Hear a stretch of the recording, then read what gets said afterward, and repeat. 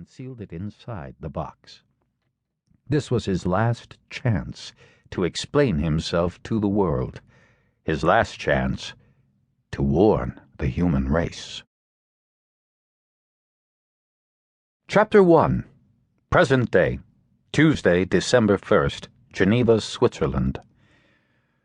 Louis Keller had been waiting for this moment for more than 30 years, ever since his dying father had explained what must be done in the distant future.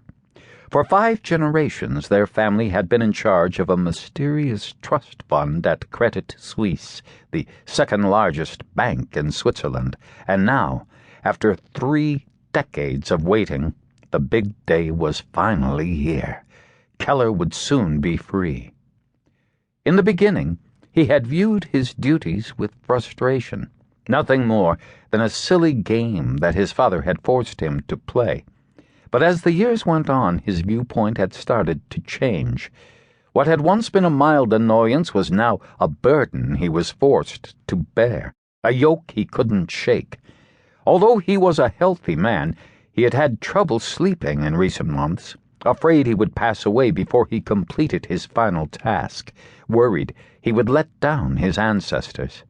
He realized it was a foolish thought, completely irrational, yet he knew the weight wouldn't be lifted until he had fulfilled his obligation.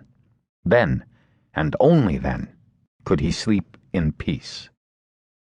Wearing a dark suit and overcoat, Keller entered the bank as soon as it opened on the first morning of December. He nodded to the elderly guard who had unlocked the door, removed his fedora in the warmth of the foyer, then climbed the stairs to the main lobby. Although he had visited this building on many occasions, he was always reassured by its architecture. In his opinion, every bank should be built this way. Marble floors, stone pillars, and vaulted ceilings.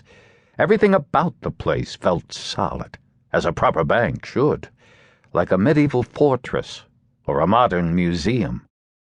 Over the years, he had spent some time in the United States and was amazed at the inferiority of its banks. Oftentimes, they were wedged into local shopping malls or grocery stores, nothing more than plastic countertops and fake wood paneling squeezed into cheap retail space. Nothing about them seemed safe or secure, which probably explained why the wealthiest Americans deposited their fortunes in Swiss banks. For peace of mind, and to hide it from Uncle Sam. Keller smiled at the thought as he strode past the bank tellers, all of whom were locked behind sturdy iron bars, and made his way toward the safe deposit vault. It was downstairs, nestled underneath the lobby floor. To gain access to the facility, customers were required to pass through security. 10 years earlier, everything had been done with picture IDs and signature cards. Now, the system was high-tech, like something out of a Hollywood movie.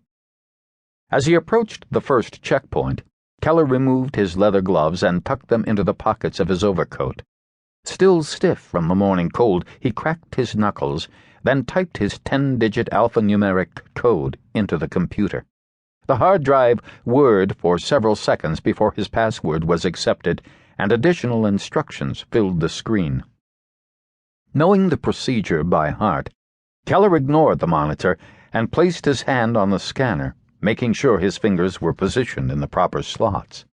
Instantly, a beam of green light, which resembled the lamp inside a copy machine, moved under the surface of his hand. Starting at the tips of his fingers, it slowly made its way toward the base of his palm, analyzing the ridge structures of his skin and the nuances of his hand. In a flash, millions of computations were made, and his identity was verified. Louis Keller, age 52. A split second later, the electronic lock buzzed in front of him. Keller opened the door, glanced over his shoulder to make sure no one was behind him, then walked inside and pulled the door shut. After double-checking the lock, he turned and faced the marble staircase that led to the vault below. A uniformed guard waited for his arrival. "Bonjour, monsieur." "Bonjour," Keller said as he pulled out his passport. The guard inspected the document.